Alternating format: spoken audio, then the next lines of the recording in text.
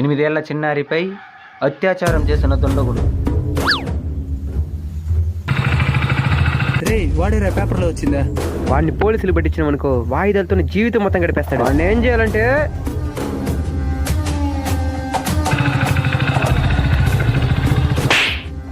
ఏం చేద్దాం? విన్నే అడవి తల్లి ఉంది కదా, అదా తెచ్చినావా?